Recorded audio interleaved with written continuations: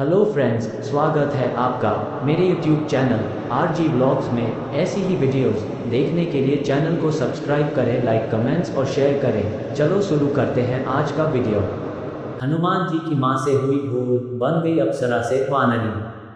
शास्त्रों की बात जाने धर्म के साथ। एक बार देवराज इंद्र की सभा स्वर्ग में लगी हुई थी। इसमें दुर्वासा ऋषि भी भाग ले रहे थे। जिस समय सभा में विचार विमर्श चल रहा था, उसी समय सभा के मध्य ही पुंजिक स्थली नामक इंद्रलोक की अप्सरा बार बार इधर से उधर आ जा रही थी।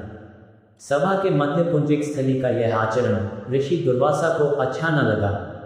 दुर्वासा ऋषि अपने क्रोध के लिए प्रसिद्ध हैं। उन्होंने पुंजिक स्थली को कई बार टोककर ऐसा करने से मना किया, लेकिन वह अनसुना कर वैसा ही करती रही। तो दुर्वासा ऋषि ने कहा, तुझे देव सभा की मर्यादा का ज्ञान नहीं। तू कैसी देव अप्सरा है जो वानरियों की तरह बार बार आ जाकर सभा में व्यवधान डाल रही है। जा, अपनी इस आदत के कारण तू वानरी हो जा। दुर्वासा ऋषि का शाप सुनकर पुंजिक स्थली सन रह गई। अपने आचरण का यह परिणाम वह सोच भी नहीं सकती थी, पर अब क्या हो सकता था।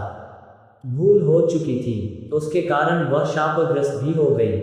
उसने हाथ जोड़कर अनुनय विनय कर कहा, ऋषिवर, अपनी मूर्खता के कारण यह भूल मैं अनजाने में करती रही और आपकी वर्जना पर भी ध्यान न दिया। सभा में व्यवधान डालने का मेरा कोई उद्देश्य न था। कृपया बताएं, अब आपके इस श्राप से मेरा उद्धार कैसे होगा। अप्सरा की विनती सुनकर ऋषि दुर्वासा पसीजे बोले, अपनी इस चंचलता के कारण अगले जन्म में तू वानर जाति के राजा विरज की कन्या के रूप में जन्म लेगी। तू देव सभा की अप्सरा है, अतः तेरे गर्भ से एक महान बलशाली, यशस्वी तथा प्रभु भक्त बालक का जन्म होगा।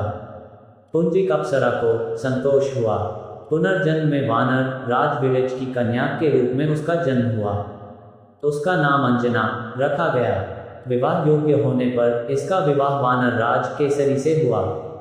अंजना केसरी के साथ सुखपूर्वक प्रभास तीर्थ में रहने लगी। इस क्षेत्र में बहुत शांति थी तथा बहुत से ऋषि आश्रम बनाकर यज्ञादि करते रहते थे। एक बार ऐसा हुआ कि वन में विचरने वाला शंखबल नामक जंगली हाथी प्रमत्त हो उठा तथा वन में उत्पात मचाने लगा। उसने कई आश्रमों को रौंद डाला, यज्ञ वेदियां नष्ट कर दी। उसके भय से भागते हुए अनेक तपस्वी बालक आहत हो गए। कई आश्रम उजड़ गए। कई ऋषि भय के कारण आश्रम छोड़कर चले गए। केसरी को जब शंखबल हाथी के इस उत्पात का पता लगा तो वह आश्रम तथा आश्रम वासियों की रक्षा के लिए तत्काल वहां आए और शंखबल को बड़ी कुशलता से घेरकर उसके दोनों दांतों को पकड़कर उखाड़ दिया। पीड़ा से चिन्हारता हुआ वह हाथी वहीं धराशायी हो गया और मर गया। आश्रम की रक्षा के लिए उनके अचानक पहुंचने तथा हाथी को मारकर आश्रम वासियों को निर्भय कर देने वाले केसरी का ऐसा बल देखकर ऋषि मुनि बहुत प्रसन्न हुए और केसरी के पास आकर आशीर्वाद देते हुए कहा, वानर राज केसरी, जिस प्रकार तुमने आज हम सब की तथा आश्रम की रक्षा की, इसी प्रकार भविष्य में तुम्हारा होने वाला पुत्र पवन जैसे वेग वाला होगा तथा रुद्र जैसा महान बलशाली होगा।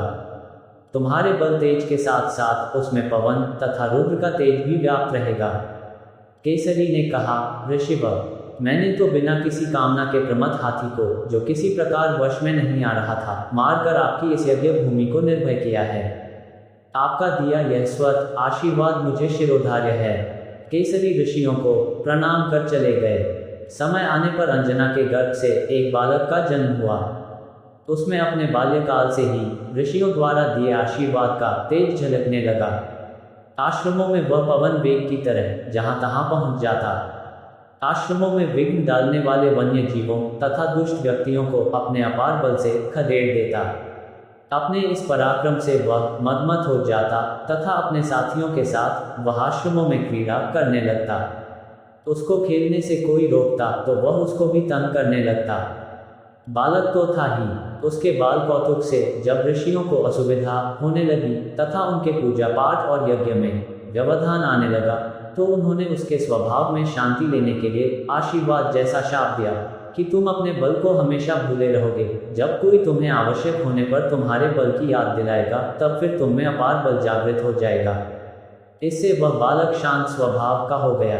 केसरी नंदन यह बालक आगे चलकर हनुमान नाम से प्रसिद्ध हुआ। सीता जी की खोज के लिए जब कोई समुद्र पार करने का साहस नहीं कर रहा था और हनुमान भी चुप बैठे थे, तो जामवंत ने हनुमान जी को उनके बल की याद दिलाई थी।